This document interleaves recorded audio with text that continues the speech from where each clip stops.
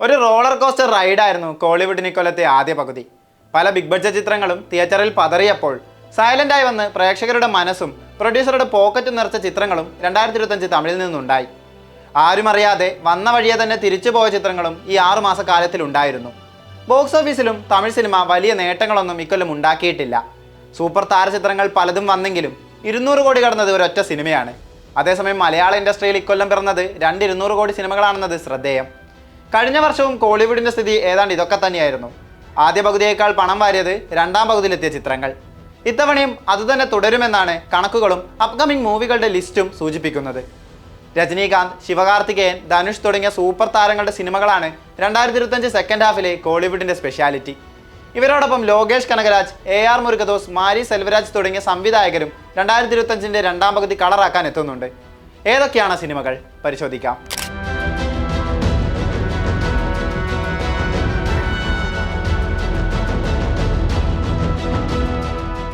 തമിഴകത്ത് നിന്ന് ജൂലൈയിലെത്തുന്ന ആദ്യ സിനിമ സിദ്ധാർത്ഥ് നായകനാകുന്ന 3 BHK ആണ്.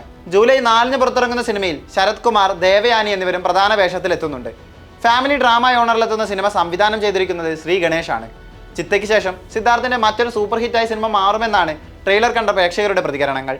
ഒരു മിഡിൽ ക്ലാസ് ഫാമിലിയുടെ ജീവിതവും സ്വന്തമായ ഒരു വീടിന് വേണ്ടിയുള്ള അവരുടെ ഓട്ടവുമാണ് സിനിമയുടെ പ്രമേയം. മാമന്യന് ശേഷം ഫഹദ് ഫാസിൽ, വടിവേലു കോമ്പ വീണ്ടും ഒന്നിക്കുന്ന മാരീശനും ഈ വർഷം ജൂലൈയിൽ തിയേറ്ററിലെത്തുമെന്നാണ് റിപ്പോർട്ട്. ഒരു റെട്രോ തമിഴ് ഗാനത്തിന്റെ അകമ്പടിയിൽ RX100 ബൈക്കും എടുത്ത് കറങ്ങുന്ന 2 പേർ എന്നതിനപ്പുറം മറ്റൊരു പിടുത്തവും നൽകാതെ ക്യൂരിയോസിറ്റി നിറയ്ക്കുന്നതാണ് മാരീശന്റെ ടീസർ. മാമന്യനിൽ ഞെട്ടിച്ച ഇരുവരും മാരീശനിലും അത് തുടരുമെന്നത് തീർച്ചയാണ്. സുധീർ ശങ്കർ സംവിധാനം ചെയ്യുന്ന സിനിമയിൽ കോവൈ സരളയും പ്രധാന വേഷത്തിലെത്തുന്നുണ്ട്. ഒരു അവാർഡിന് സാധ്യതയുള്ള സിനിമയാണ് മാരീശൻ എന്നാണ് വടിവേലുവിടെ പറഞ്ഞത്. പ്രകടനം കൊണ്ട് അദ്ദേഹവും ഫഹദും കണ്ടിരിക്കുന്നവരെ വിസ്മയിപ്പിക്കുമെന്നതിൽ സംശയമില്ല. ഇരുവരുടെയും മത്സരിച്ചുള്ള അഭിനയം തന്നെയാണ് മാരീശൻ ഓഫർ ചെയ്യുന്നതും. ആഗസ്റ്റിലാണ് the most anticipated Tamil movie of 2025 എത്തുന്നത്. സൂപ്പർ സ്റ്റാർ രജനീകാന്തിന്റെ കൂലി. കോളിവുഡ് മാത്രമല്ല, ഇന്ത്യ മൊത്തം കൂലിക്കായി വെയിറ്റിംഗ് ആണ്. ഒരു രജനി ചിത്രം എന്നും ആവേശത്തിര നിറക്കുന്നവയാണ്. അതിലേക്ക് ലോകേഷ് കനകരാജ് എന്ന പേര് കൂടി എത്തുന്നു എന്നതാണ് കൂലിയുടെ കാത്തിരിപ്പിനുള്ള മറ്റൊരു കാരണം. സൂപ്പർ താരങ്ങളെ പേരിന് മാത്രം കൊണ്ടുവരാതെ അവർക്ക് കൃത്യമായ ക്യാരക്ടർ ആർക്ക് കൂടി ലോക്കി എന്നും നൽകാറുണ്ട്. നാഗാർജുന, സത്യരാജ്, സൗബിൻ ഷാഹിർ, ഉപേന്ദ്ര, ശ്രുതി ഹാസൻ തുടങ്ങി വമ്പൻ താരങ്ങളുടെ പ്രസൻസിനൊപ്പം ആമിർ ഖാന്റെ ക്യാമിയോ റോളും ലോകേഷ് ഒരുക്കി വെച്ചിട്ടുണ്ട്. കൂലിയിൽ ഇവരെയെല്ലാം എങ്ങനെ അദ്ദേഹം പ്ലേസ് ചെയ്യുമെന്നാണ് ഏവരും ആകാംക്ഷയോടെ കാത്തിരിക്കുന്നത്. അനിരുദ്ധ് ഒരുക്കുന്ന BGMഉം കൂലിയെ വെയിറ്റ് ചെയ്യിക്കാനുള്ള മറ്റൊരു ഫാക്ടറാണ്. തൻ്റെ തന്നെ പേരിലുള്ള ഹയസ്റ്റ് കളക്ഷൻ റെക്കോർഡ് തിരുത്തിക്കുറിച്ച് തമിഴ് സിനിമയിലെ ആദ്യത്തെ 1000 കോടി രജനി നേടുമെന്ന വിലയിരുത്തലുകളും വരുന്നുണ്ട്. ആഗസ്റ്റ് 14 ചിത്രം തിയേറ്ററുകളിൽ എത്തുന്നത്. കഴിഞ്ഞ വർഷം സാക്ഷാൽ രജനീകാന്തിനെയും കടത്തിവെട്ടി ബോക്സ് ഓഫീസിൽ വിജയ്ക്ക് പിന്നിൽ രണ്ടാമതെത്തിയ നായകനാണ് ശിവകാർത്തികേയൻ.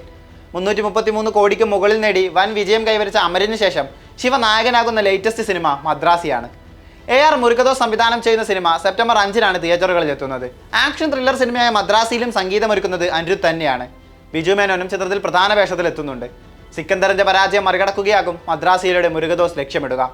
വിജയ്ക്ക് തുപ്പാക്കിയും കത്തിയും നൽകിയതുപോലെ ശിവയുടെ സ്റ്റാർഡവും മദ്രാസിയിലൂടെ മറ്റൊരു ലെവലിലേക്ക് മുരുകദോസ് ഉയർത്തുമോ എന്നാണ് ഏവരും ഉറ്റുനോക്കുന്നത്. പ്രദീപ് രംഗനാഥൻ നായകവേഷത്തിലെത്തുന്ന വിഘ്നേഷ് ശിവൻ ചിത്രം ലവ് ഇൻഷുറൻസ് കമ്പനി സെപ്റ്റംബർ 18 പുറത്തിറങ്ങുന്നത്. ഈ വർഷത്തെ തമിഴ് സിനിമയിലെ ഏറ്റവും വലിയ ഹിറ്റുകളിലൊന്നായിരുന്നു പ്രദീപിന്റെ ഡ്രാഗൺ.